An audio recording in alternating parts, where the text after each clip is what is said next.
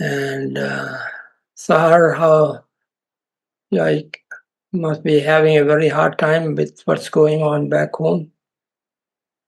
Yeah. Yeah. Did you hear anything from Kamran?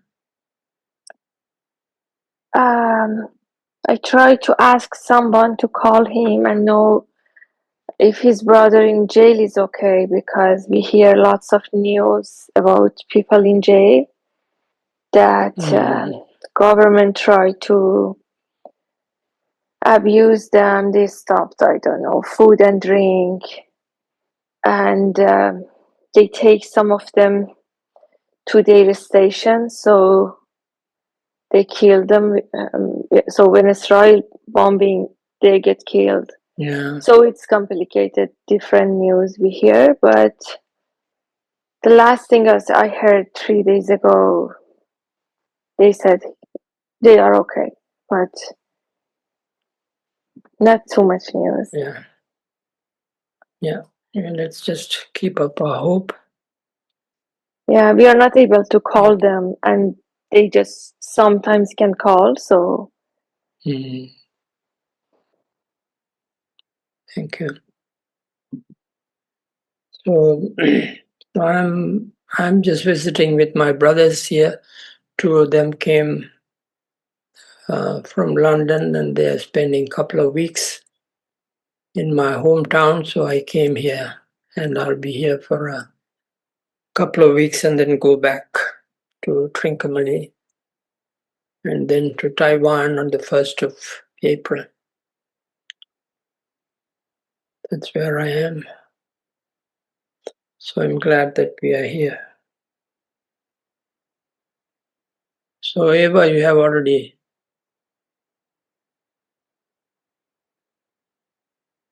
Where are you? You have gone back to. You didn't go back to sleep. Okay, I didn't see you on the picture. All right. So I am awake. Awake. So what shall we do now? Any questions? Yeah, that's a good question. Anyone has any question? Once on a trainer meeting, I have asked my colleagues, anyone has any meaningful question? And they almost killed me with their eyes because I assumed if I have a question, it's meaningful for me. And they already heard out. They should kind of, I don't know, supervise or to someone will judge which is a meaningful question, which is not a meaningful question. In my mind, each question is meaningful. So if you, for those who trust any question you have, it's meaningful. No other person can judge it. Then do you have any meaningful question? If you don't trust this, do you have any question? Or I go back to sleep because the session is over. So I will cut off that meaningful question. I will just open it for any questions you have.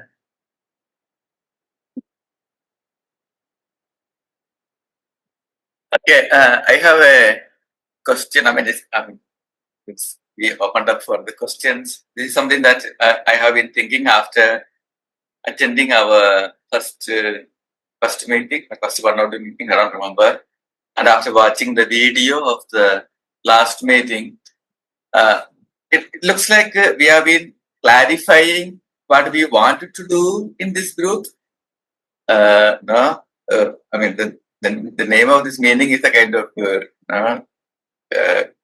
facilitation of those who want to be certified or mentoring. I know we have some conversations, personal conversations, but apart from that, are we planning to do anything, give some tips on how to conduct sessions, or do we have any of such plans in these sessions? That's my.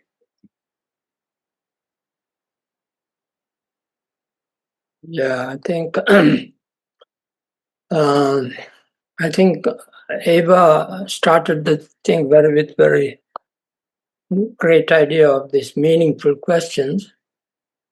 And I think for me, NVC is actually, once you realize there is only NVC, there's nothing else, And once you realize that, I think that then, of course, that you're already ready for certification. So there is no, NVC is not something separate from what we are doing and what we are saying and what we are being. So once you realize this oneness, then there is that you are ready for it. Does that make any sense?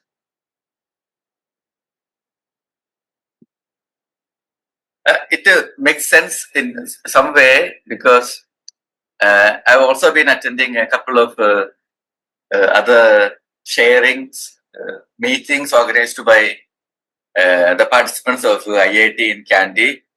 One is a men's group, another one is like-minded people's group. Yeah, I mean, if I am thinking about training, there is not much of a training happening in any of this. It's basically groups where we share a little bit about how is life and how we are coping.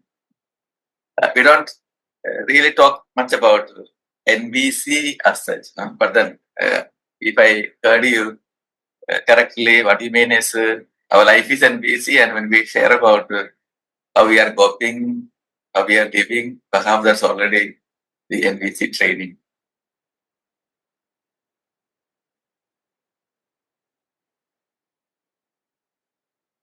So, Sajiv, in your experience, do you find many groups where we connecting, but actual practice of NVC is kind of missing?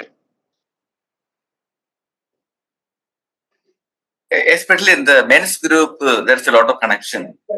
Though we don't talk in terms of NVC, and some are not really, we are not part of NVC, but there is a desire for a connection, desire for a meaningful interaction. But some other groups, I think that kind of connection is not there. Mm-hmm. Yeah. Please, would you help me to understand with some observation, how do you notice the connection is there?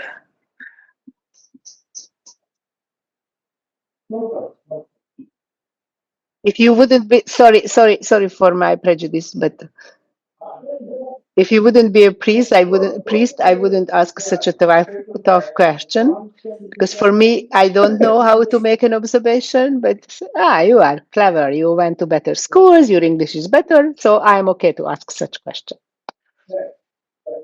So how do you? What's the question is? How do you know that there is connection? Please, would you tell me an observation? How do you notice the connection is there? Connection. Not just this is blah blah. For me, first, it's what you don't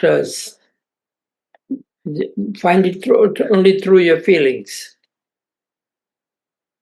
So connection is something you already feel that you are connected.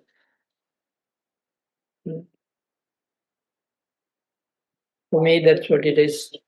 Connection is when you really feel that the presence of the other person and that you are also present. Then there is that I will call connection.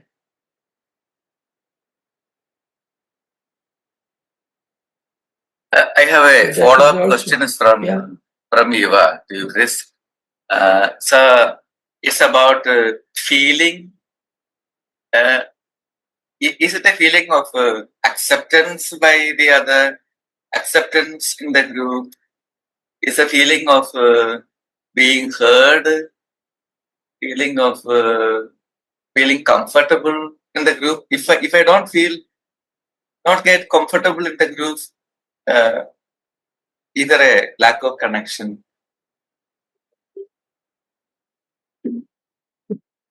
No, actually, it is not, because feeling also is, when we say feeling, it's a concept anyway, so that becomes problematic. So basically, you can't really talk about feelings because it's something that is felt, right?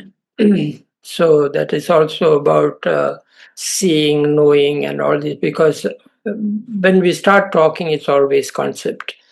But beyond these concepts, you have this perception of this connection.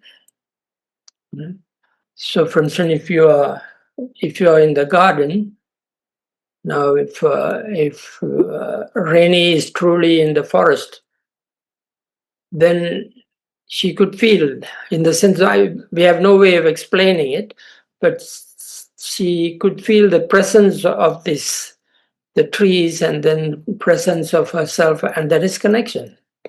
So whenever we start speaking, we lose that, because we always go to these concepts. You see, we have no other way of expressing these things, but it's always there. So, Chris, are you saying the more words, the less connection? Not necessary, because words you start using because you are trying to express it, and that is depending on. It doesn't depend on just yourself, also on the other person, whether the other person understands, and your own desire to make it understood. So, which is always outside this, really about connection. Connection is there, but then sometimes that you are not present there, so that you don't know about this connection. But when you are present, then you could also be there, and then you can also see the presence of other.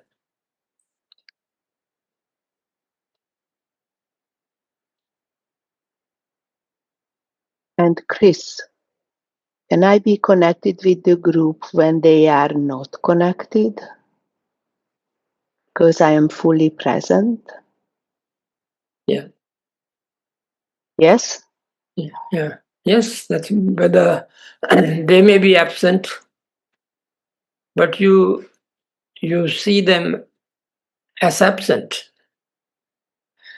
You see that is a connection that you have. And when you are totally present, you also have the capacity to bring them into that presence. So that's why we call empathy. For me, empathy is just the presence.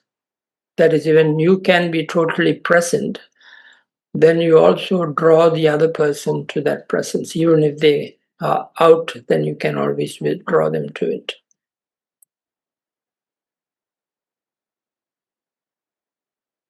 I'm a little worried I dominate too much this conversation, but I have so many questions. Please feel free just to turn on your camera, turn on your microphone, and ask your question. Chris, recently I heard from a psychologist there are certain people who cannot go to therapy because their brain is not calm enough. And this was very new to me because I assumed anyone can go to therapy and they can do their next steps. And do I have the power to bring to the present moment anyone? Or it requires, or I can do my best and it may happen or not? Am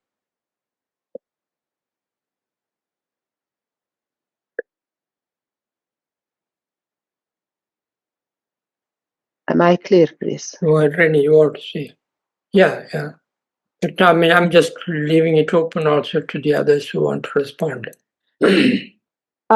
What I would like to say in my case, I'm fully, no, not fully, but I'm much more present and I'm connected when I don't have a judgment neither for myself and neither for another people, and I don't have an adjective neither.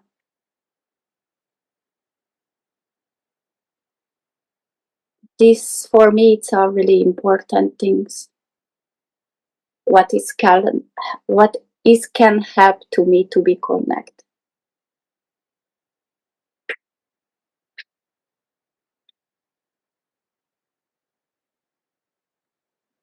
So to be in the present moment without, okay, I just repeat my own words, my favorite, with an open heart and non-judgmental mind.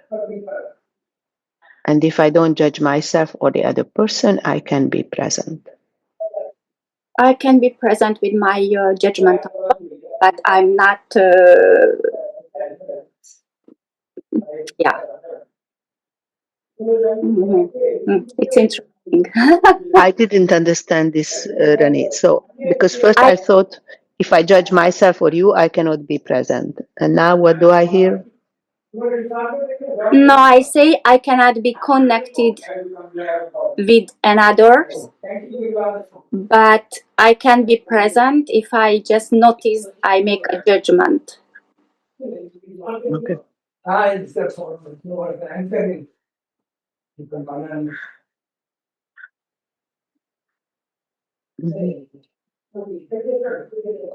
Chris, if you are not speaking, would you please turn off your microphone? Just click on your microphone when it gets red, because we hear quite a lot of background noise from you. Yeah, now it's okay.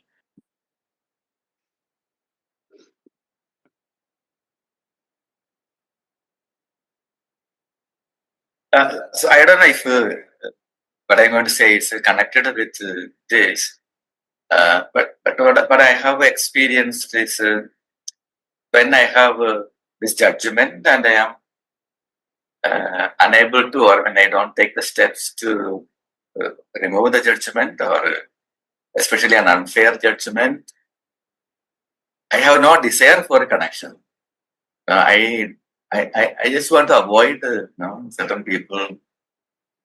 And when I think about this, I realize, no, I mean, even this may be another judgment, or I don't know, but I tell myself it may be better for my peacefulness if I am not connected with this person.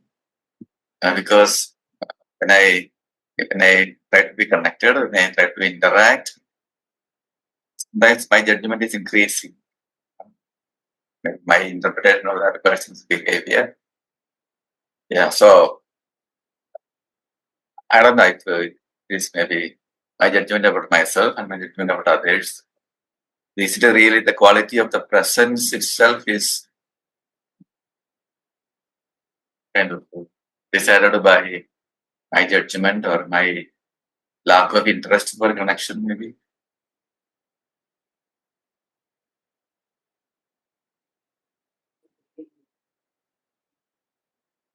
I think for me, when you become aware of your own judgment, then you're already coming into the presence. And you may have thoughts, but then when you're not abiding in your thoughts, then you are coming into the presence. So it is not a question of whether you have judgment, and also it's not a question of removing these judgments and to be present, but that presence is something that's just a natural being. You're just there. When you are aware of that presence, that is totally without any preferences. Then of course, then you are present. When you have preferences that you want this way and that way, and not this way and not that way, and then of course, then you are not there. You see, then you're not there, because when you're present, you're just there. There's no other preferences, and there are judgments. If they're there, then you're also present to that. That's there. Then you're still present. Right? So it's like whether you are black or white, whether you are whatever color you are, that but that doesn't make you anything about your presence. You are there. But when you abide in those differences, preferences, then of course you are absent. So it's not very clear to me. So I have my preferences, and because of my preferences, I also choose to whom I want to be connected or not connected. No? For example, okay, I want to be respected in a relationship, and when I feel frustrated because of my perception that I am not respected in this, I don't want that connection. I want to be disconnected from this person. So it's my judgment. That is And, not only judgment, but when you abide in your judgments, right? When you are aware of your judgment, that's no problem. But when you abide in your judgments, then of course that you are not present. Chris, what abiding means? Abide means to stay with that, to be involved with that judgment, you know. Can I translate it? I believe that's the only truth.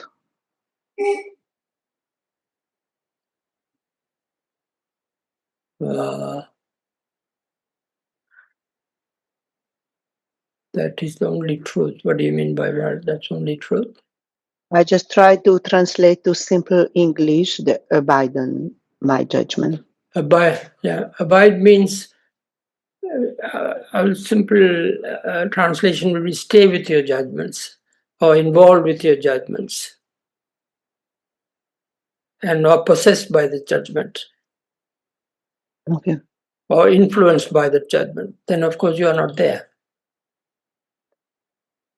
But if you are aware of it, and then of course you can be there.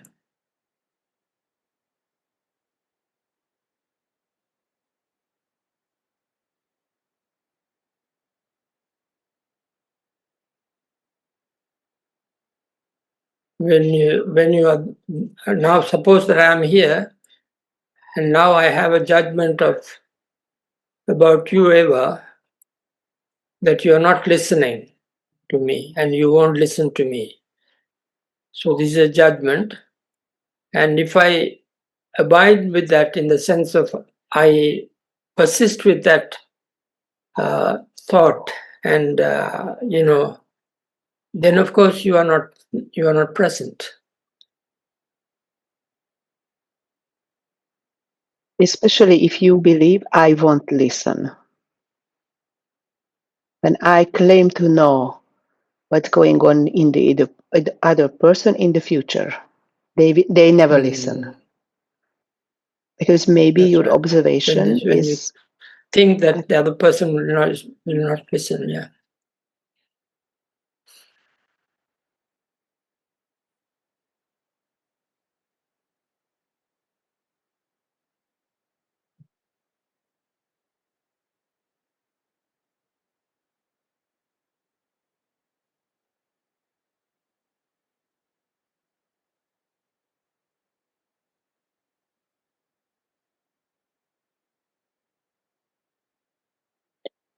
I'm still left with the question of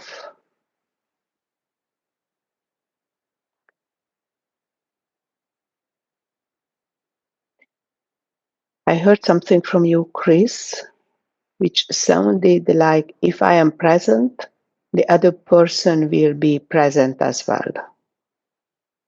Maybe you didn't say this.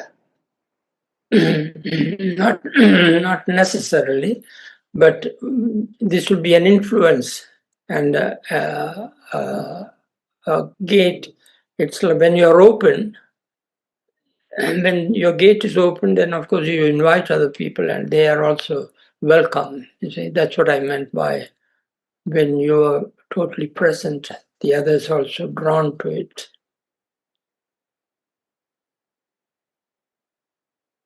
Yes, I agree with that. Thank you.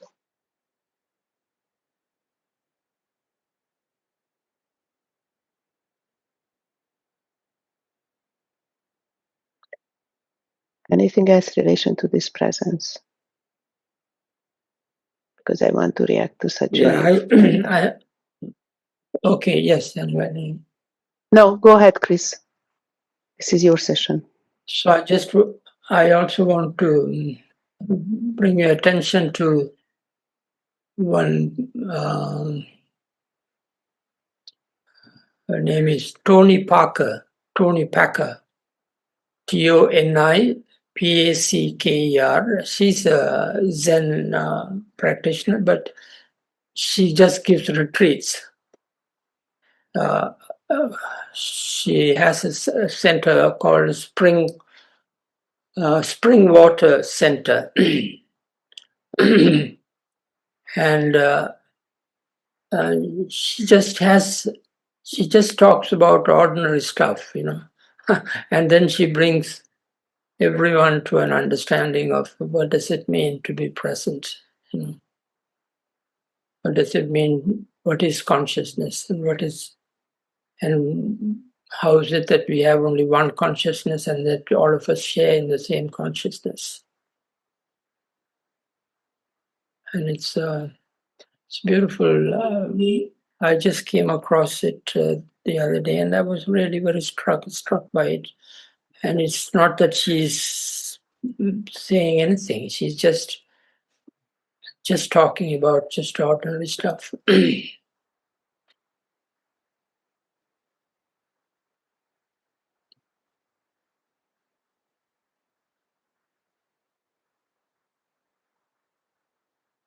I'm still a little stuck with what you talked about preferences. They said when we have our preferences, perhaps we are not really present, right? Did I hear you correctly? Yeah, in the sense of not only that you may have preferences, but when you abide in your preferences, then you could not be present. When you stay with your preferences and when you are influenced by them, yeah. Okay. I want to bring an example. So I have a companion. But when I try to, or when we have conversation and stuff like this, this person talks ill of several other people. Now we just talk about somebody and he will say, oh, he's like that, he's like this, but he's like that, like this. And I get it. I mean, I don't want to stop that person from talking, and or maybe that is my problem. But I feel a little bit of negativity listening to this person. Because my preference is to, well, we can talk about people, but and then this is where I feel a lack of connection, and I don't even have a desire to have a connection with this person, because my judgment is that this person is very negative, and it's very difficult for me to.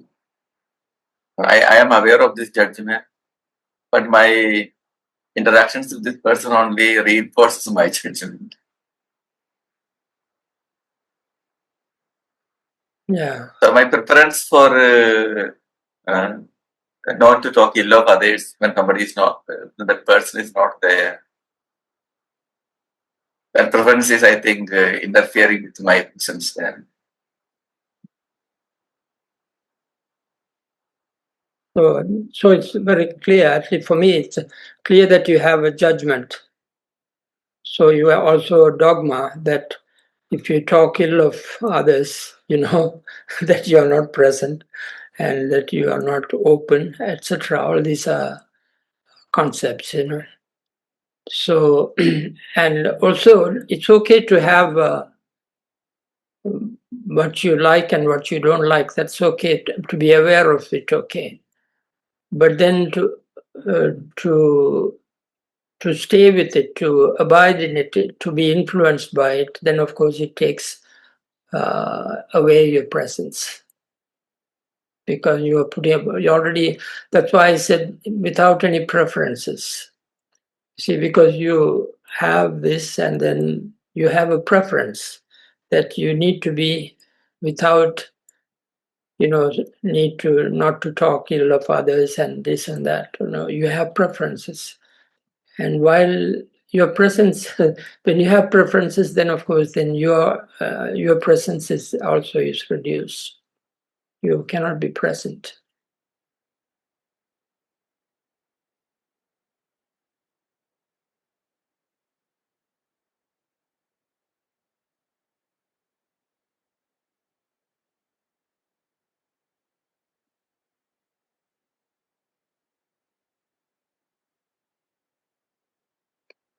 This just to summarize if I got it. So if I'm upset with Sahar because she speaks ill of other people all the time, then I'm not fully present because I'm judging her. It's okay to be aware of my preferences, but if I get stuck with them or identify with them, my way is the only way, then I lose the quality of my presence, or I lose my presence. Yeah. Did I get you? That's what I understand, yes. And Sahar, because you are a role model for me, not speaking bad about other people, that's why I dare to mention you.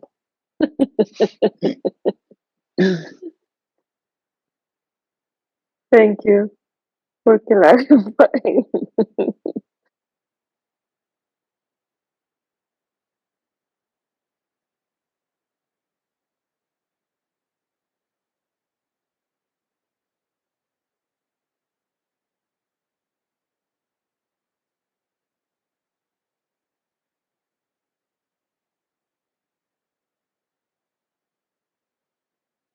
Any other question or comment?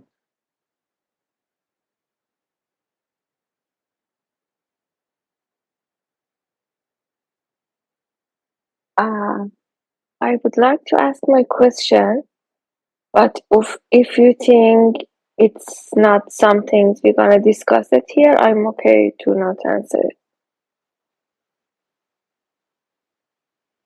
Go for it.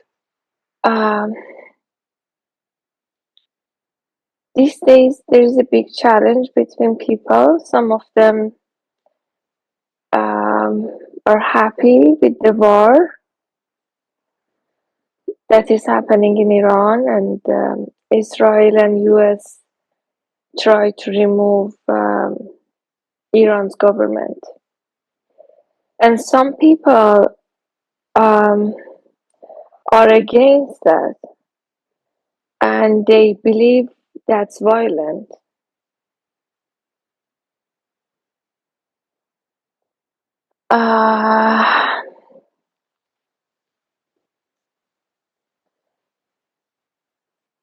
I would like to check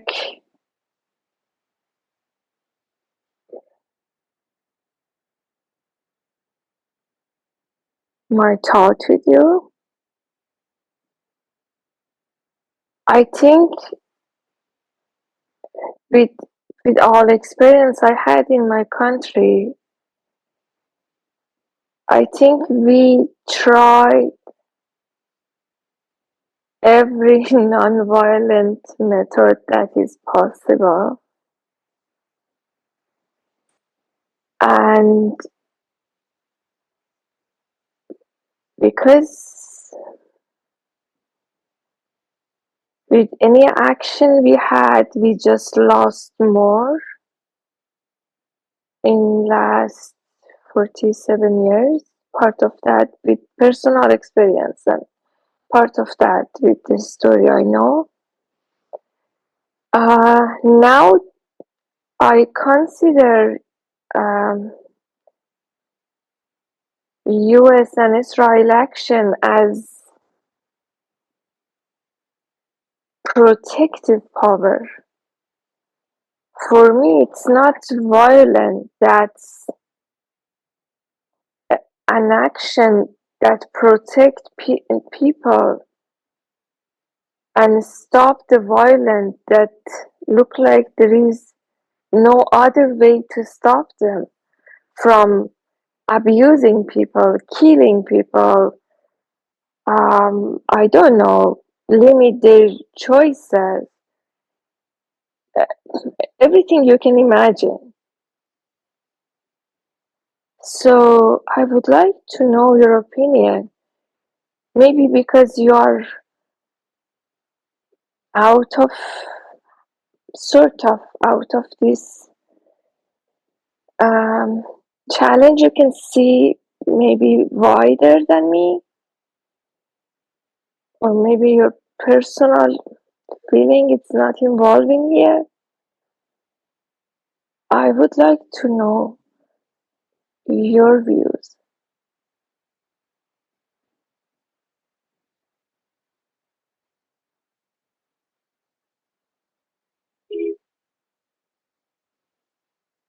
So would you like to know if we see what US and Israel do in Iran? Do we consider it as a protective use of power? Yeah, or maybe somehow I would like to know, really, was there any other way to finish this story without violence that we didn't consider it?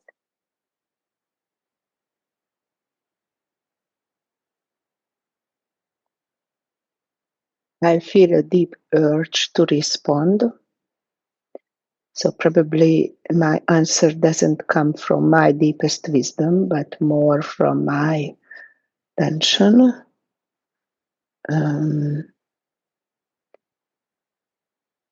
Would you please name a country where the American army went and the country ended up better after that visit?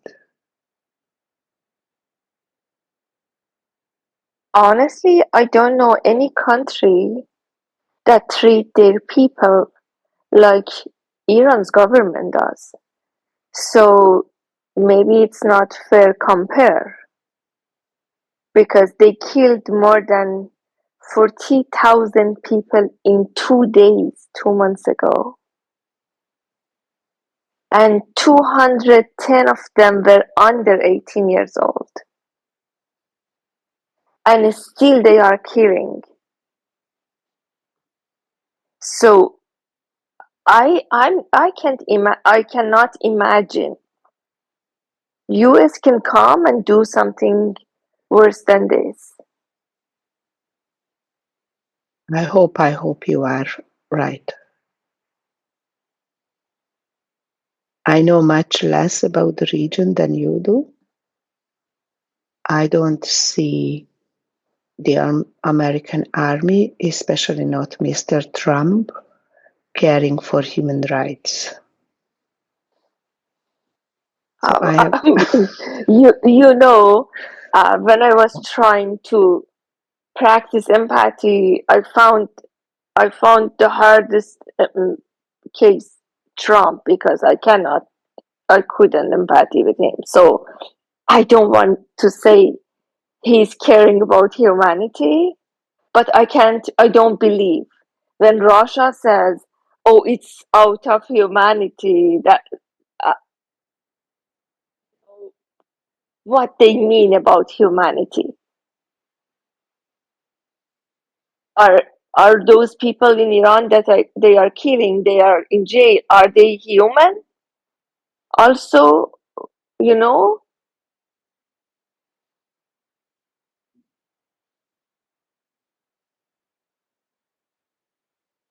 and I would like to know, if not war, what could stop them? Because it just got worse.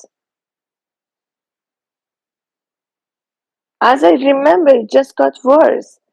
At the beginning, at least, people could work and live, hardly, but they could live. Then it got harder and harder. Every level of economy you went down, down, down. And then everyone talk against them,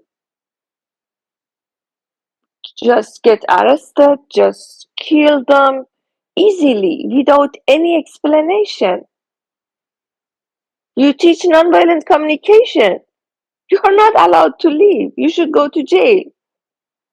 They kick you out. They rape you in jail. They do everything they can. And it's just getting worse and worse.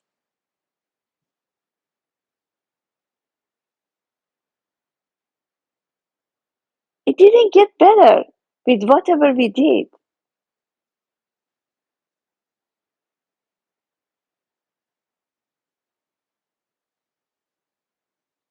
I'm sort of feel, I don't know. I'm not sure if I did anything good for my country. With just staying quiet and accepting what they did.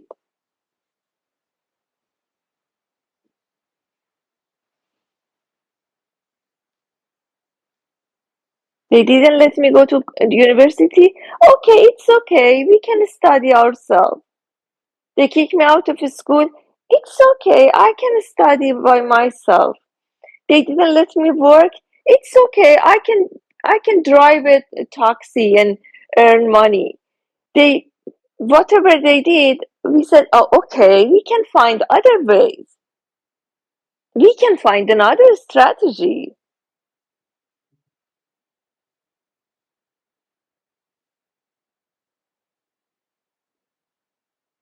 Does it do any good at the end?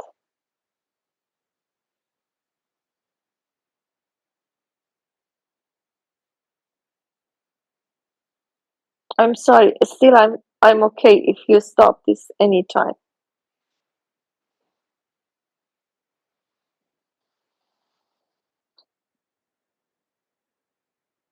Sahar, what I know,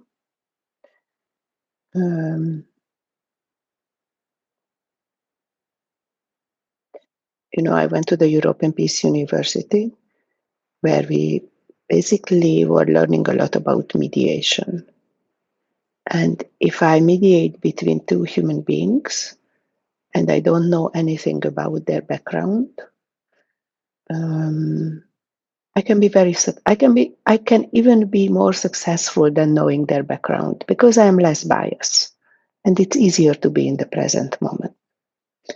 If I want to do some mediation or to influence the political system of a country, then it requires enormous amount of history, social psychology. It's what I know for sure. I don't know the solution for this.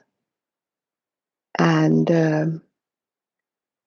living in a system which was partly similar, but much mild, much softer than this, I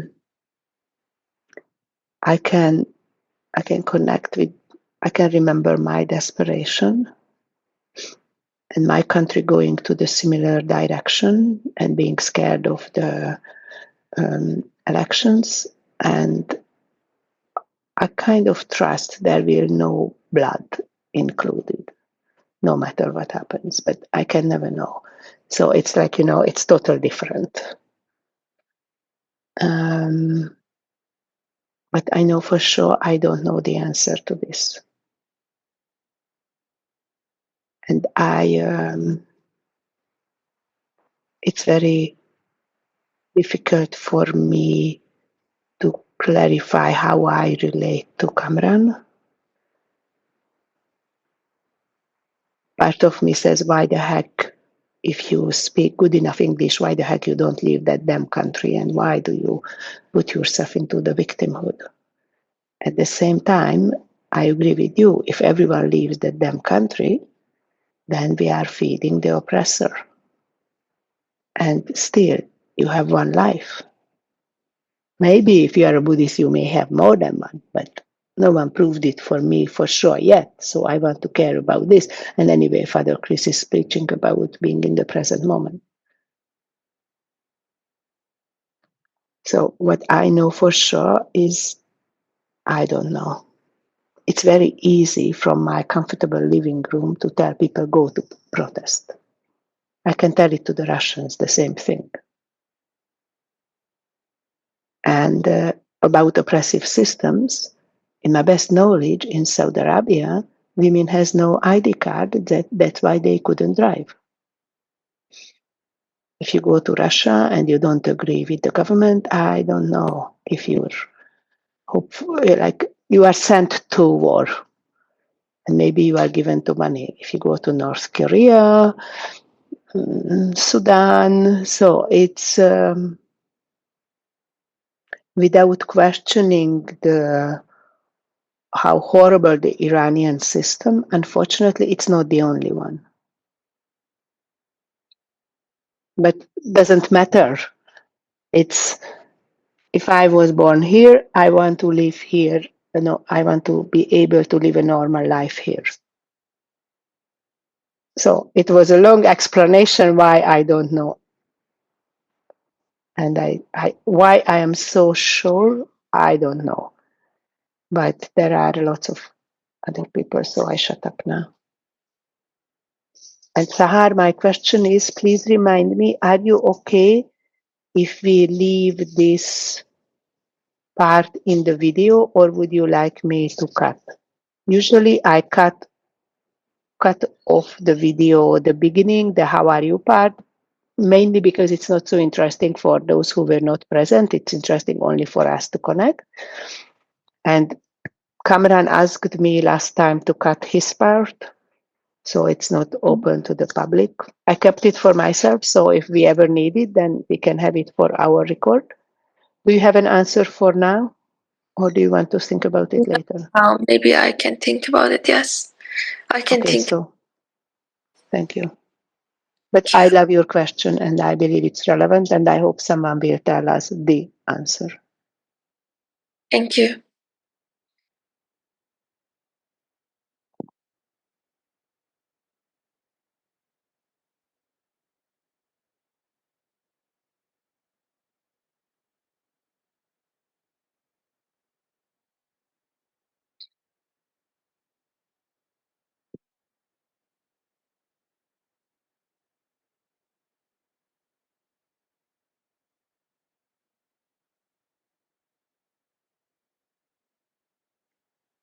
Yes, Sahar, I hear your pain, your frustration, anger, and the need to get some clarity about what you could do in the situation.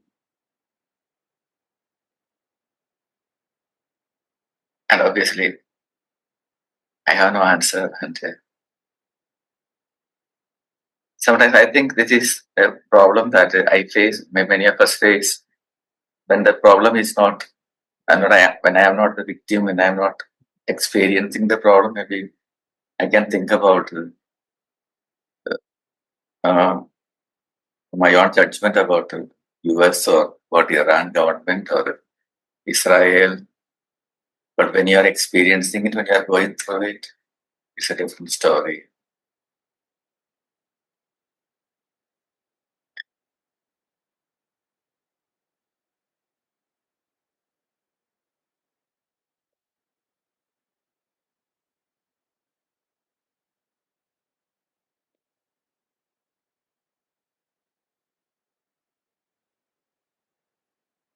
Sahar, I don't think you were expecting an answer. I like that you brought the question.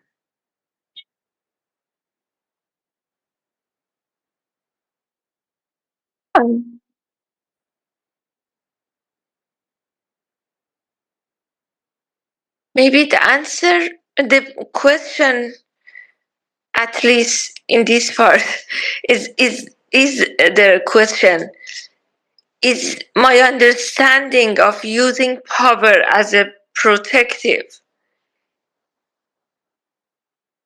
is it what you understand? You know, we have same understanding? Or this is my interpretation and I just use it because I want this story to be end sooner with this way?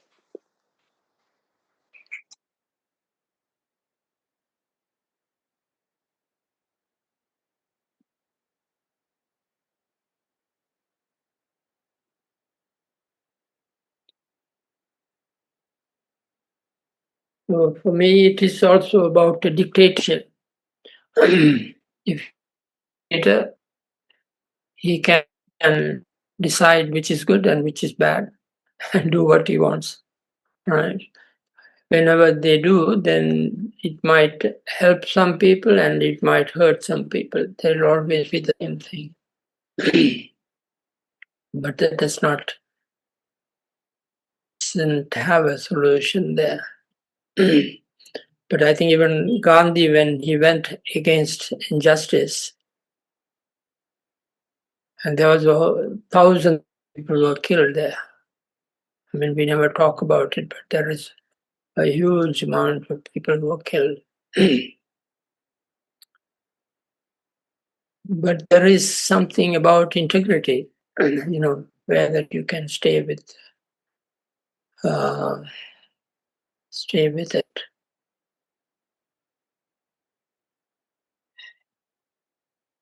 So I don't see any difference between violence and non-violence, really.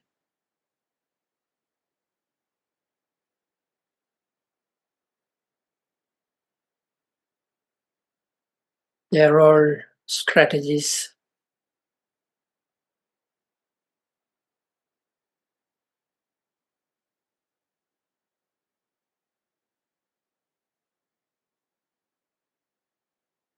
But but I think to be present is to be present with empathy. Empathy also a presence that does not make any preferences, differentiate between the good people and the bad people. It is there present for everyone.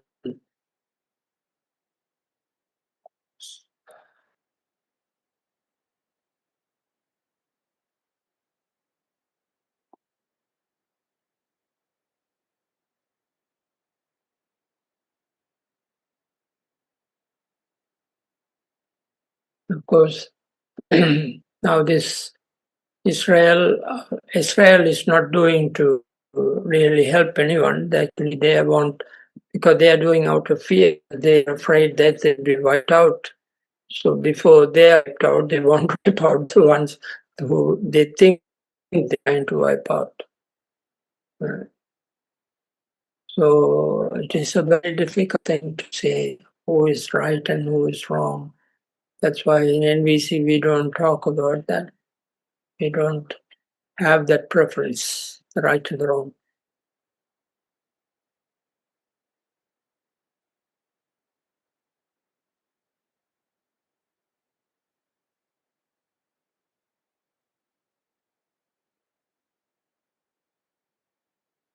So with NVC, it's a question of being able to be present to both the good, what you call good and what you call evil, but equally be present, equally compassionate, and equally loving towards both sides. That is what's that's a challenge. That is what it means to be human to me.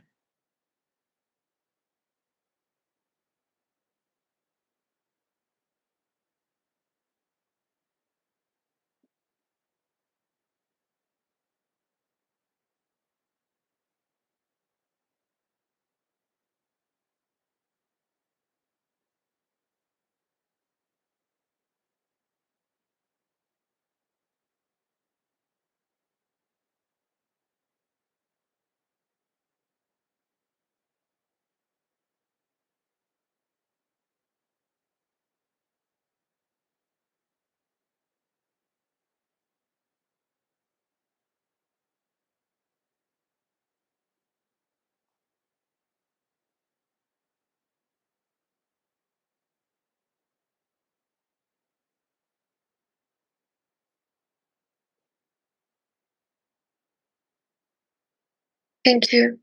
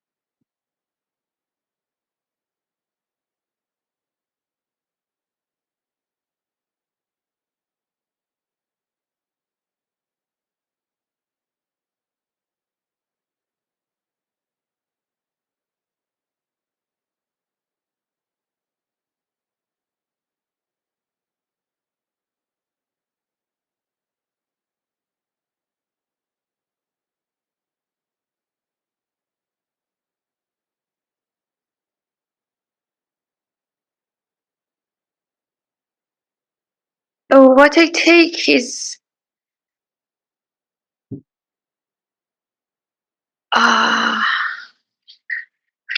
if I bring my consciousness and my feeling and needs and not sticking to judgment, there is more hope for finding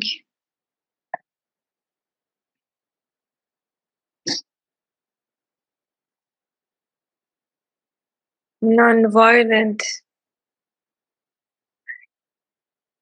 approach for myself and everyone around me. But it could change moment by moment,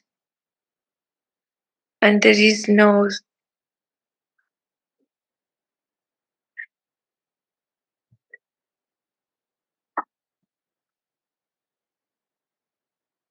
answer.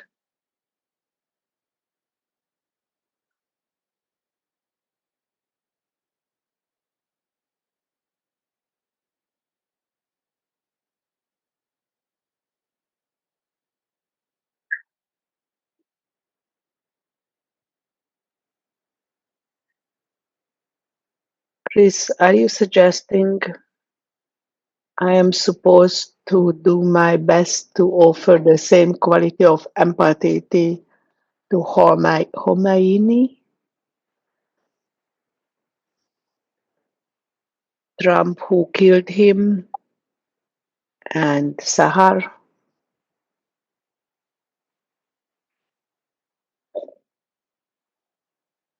Did I understand you, Chris? Yeah, that's what easy for me is actually. It does not have any preferences. You don't say this man is good and this man is bad. This man is wrong and this man is right.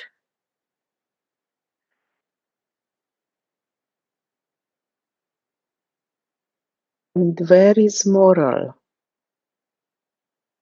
Where are my values?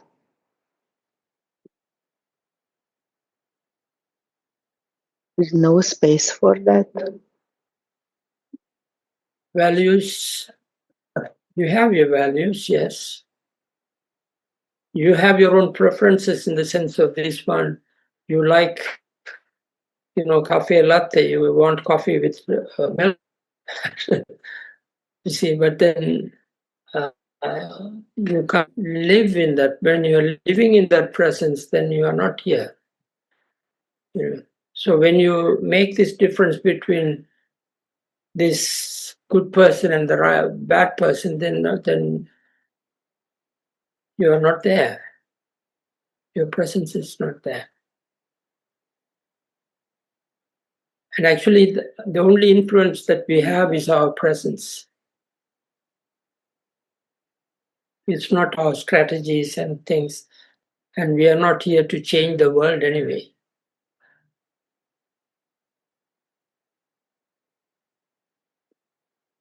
I thought I'm supposed to make this world a better place after I left. That's what they used to say, but in NVC, I don't think that is meant to be that way, because change is happening at the same time. all the time, whether you like it or not. When you want to make the change, then becomes the trouble.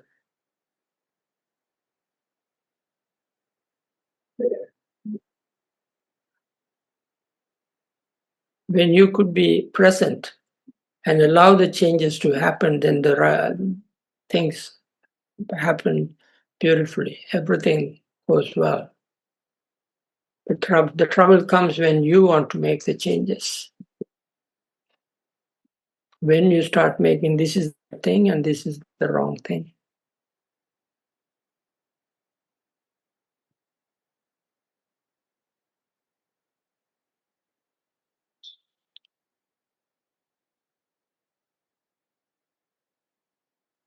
Then trying to work for social change is a dead-end street.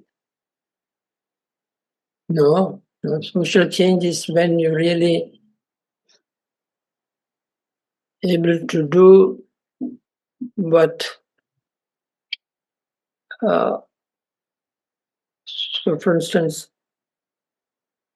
the nature also has a way of bringing the changes, and when you can be aligned with that, then of course that is true social change.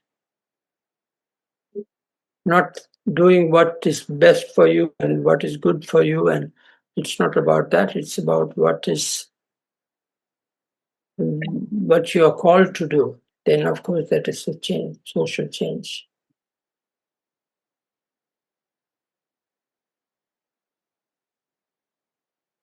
When you don't have these preferences, then you can be really do some social change. Because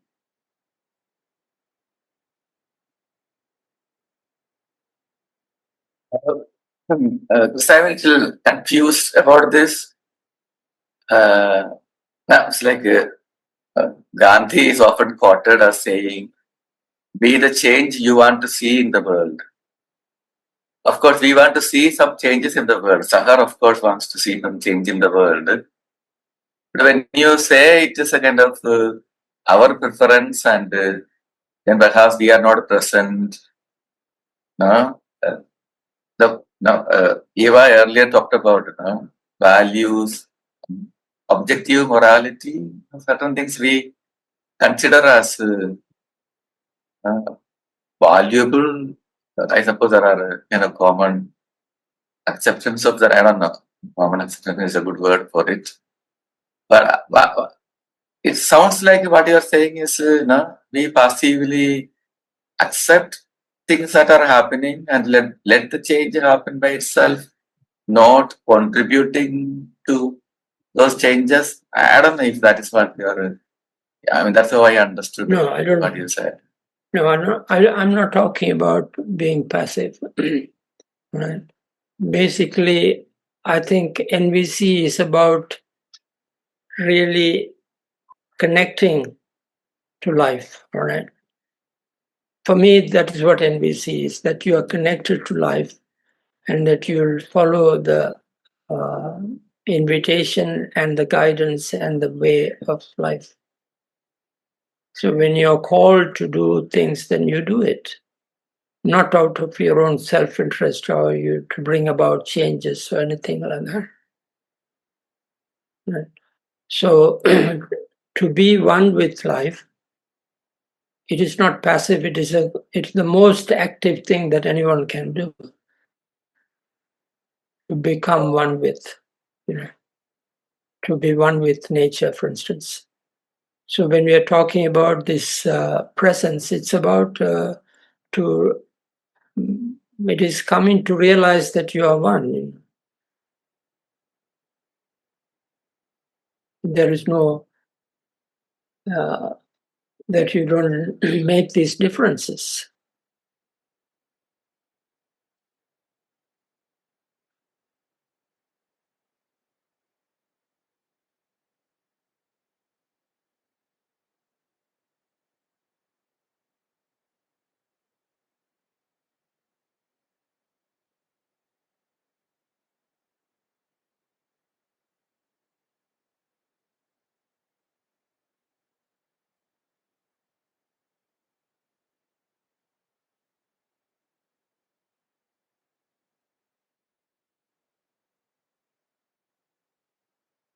calls people who have done these changes, brought and worked and gave their life for these changes, and they are not ideas that they are talking about. They are just impulses, actually an invitation by life itself to do what they need to do, and they did that.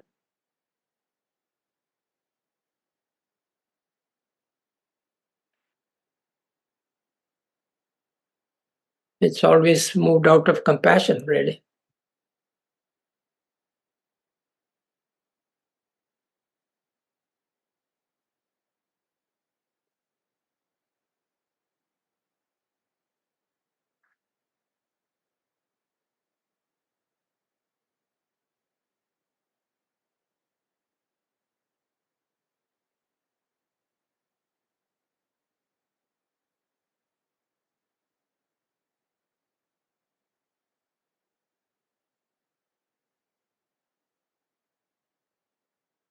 I'm trying hardly to bring this idea to my situation, but still it's not clear for me.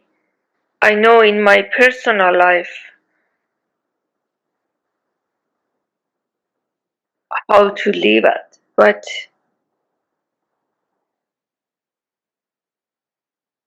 in this situation that I'm the person in front of me, actually it's not person, that's organization that set their strategy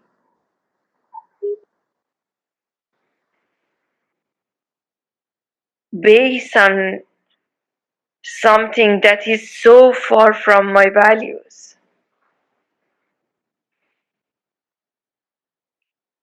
So if the result of empathy is I understand why they are doing it, yeah, I can understand it, but I can't accept this strategy.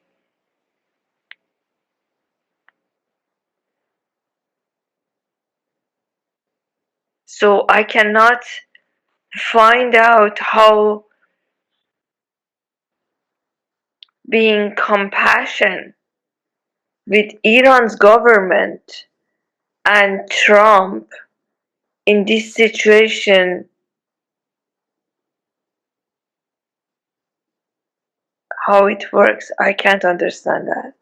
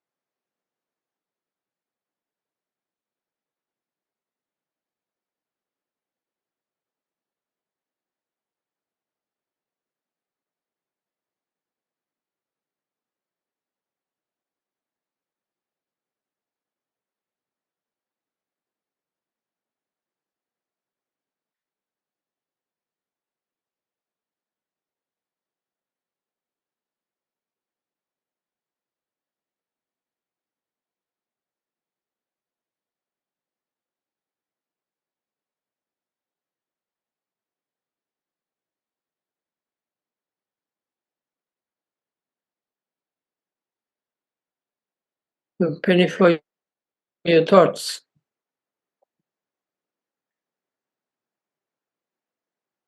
Pardon me? I didn't. Penny, for your thoughts. I mean, inviting you to share your thoughts also. My thought.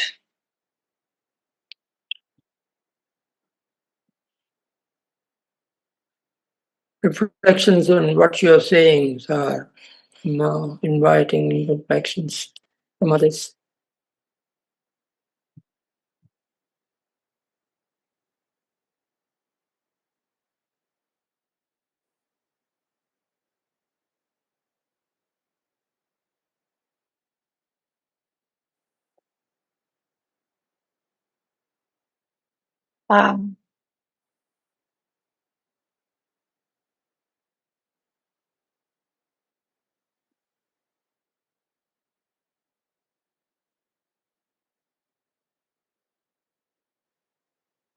I don't know. I can't concentrate, and I said I can't connect with what you said in this situation.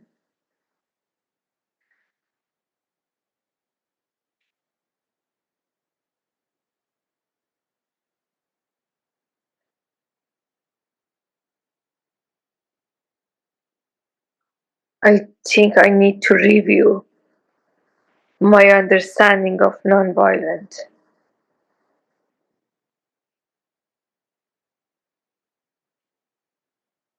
Maybe sometimes killing someone is nonviolent.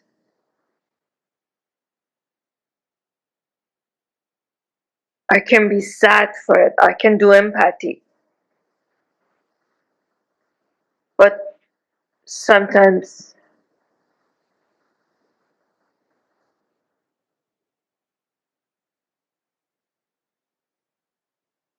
accepting that what other people doing is violent.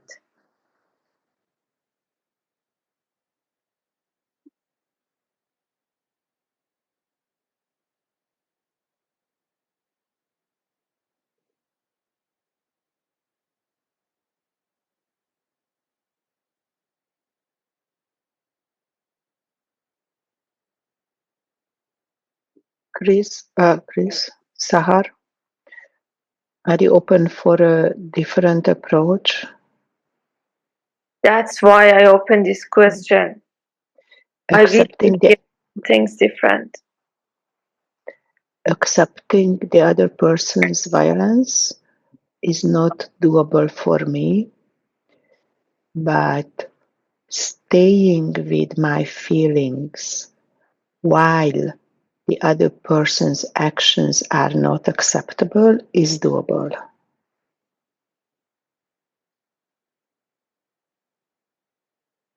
So I don't want to accept the brutality of the Iranian regime,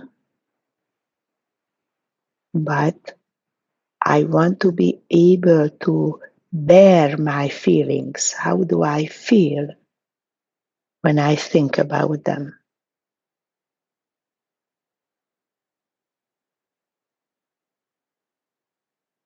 Am I clear?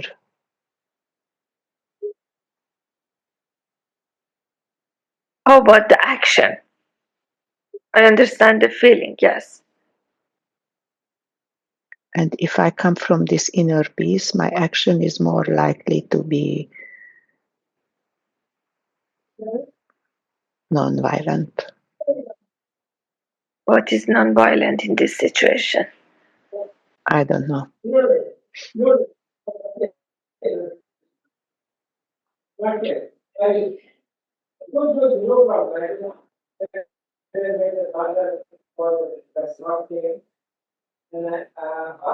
When I think about these situations, I have only violent actions pop up in my mind. Are you sure those are violent action?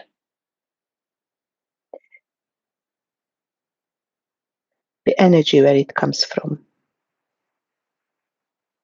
It doesn't come for inner peace. It comes from the desire of wanting to hurt someone.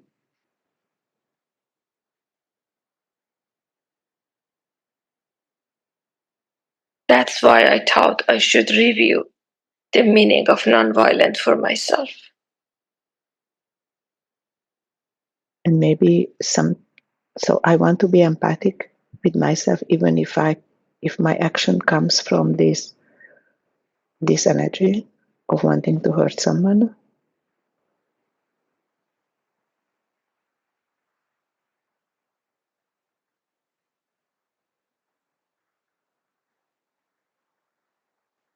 But I don't know what to do in this situation.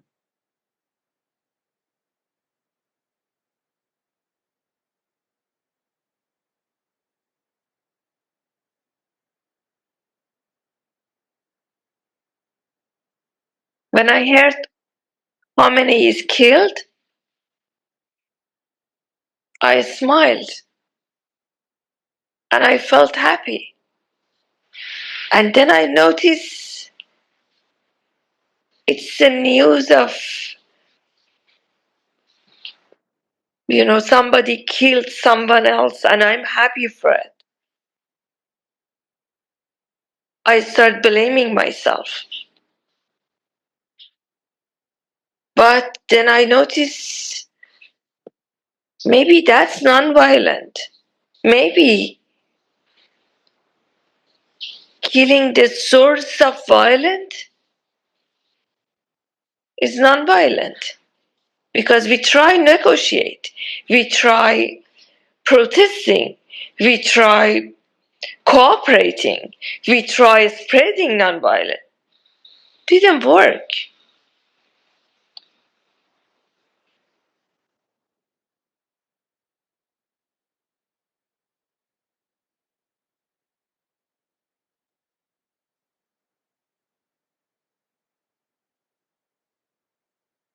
Is it important to put the label on it, what is violent and what is not violent?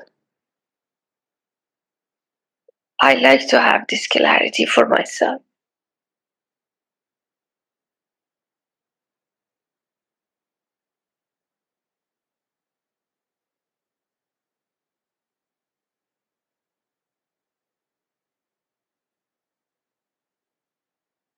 I don't want to lose this compass, All my life it helped me.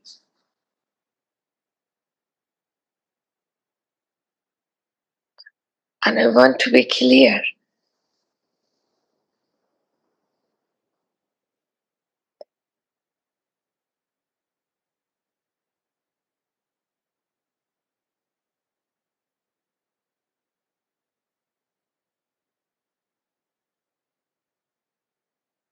I wish I could give you this clarity, Sahar.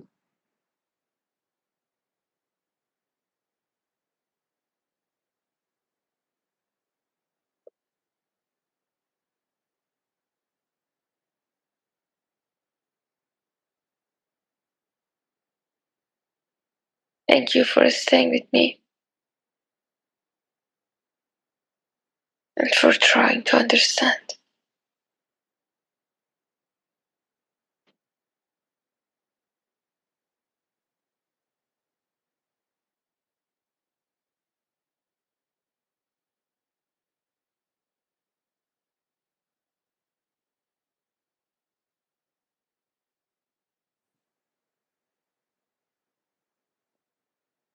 Look like we are in bar 2.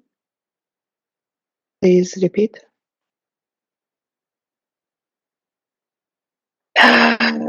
We just have a power outage. I don't know what happened.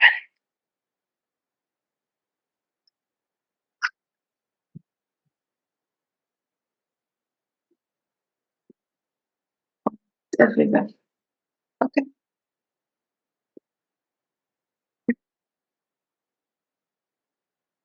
And we lost everyone else.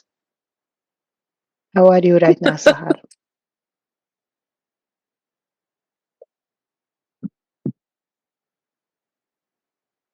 Oh my.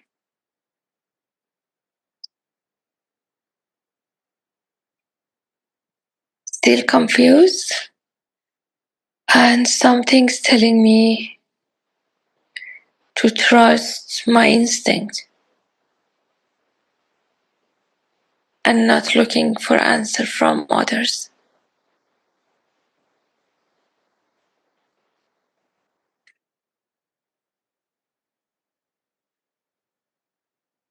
Okay.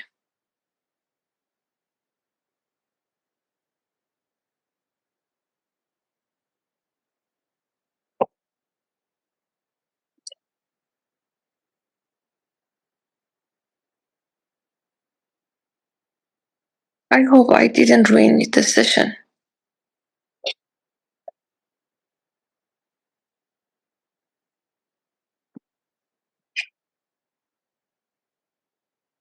You think you could? Or you could have?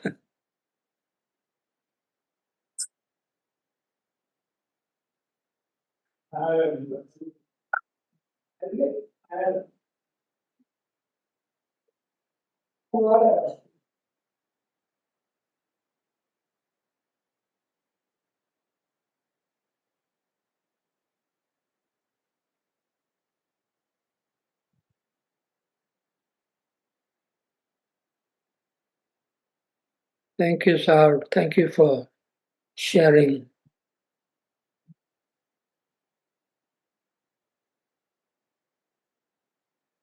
Thank you for holding this space for me.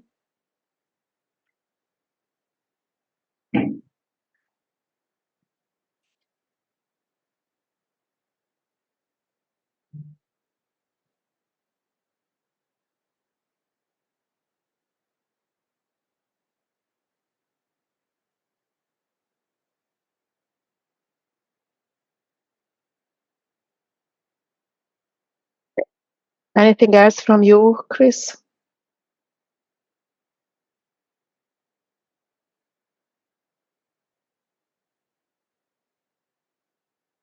Yeah, I'm glad. I'm happy about that. At least we were able to share things that are so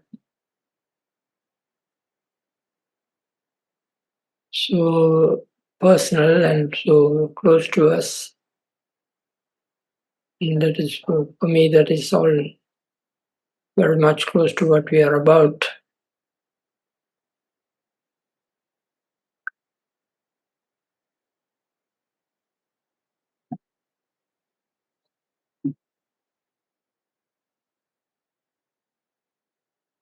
The others have left, is that Reba?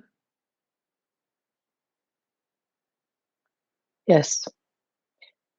Anything from your side?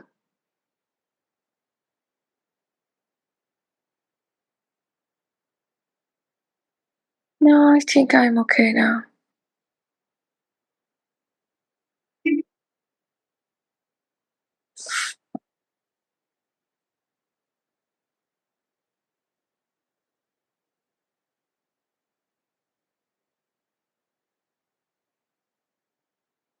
Thank you for being here. I am committed to take better care of the recording, to send them earlier. And now I stop the recording.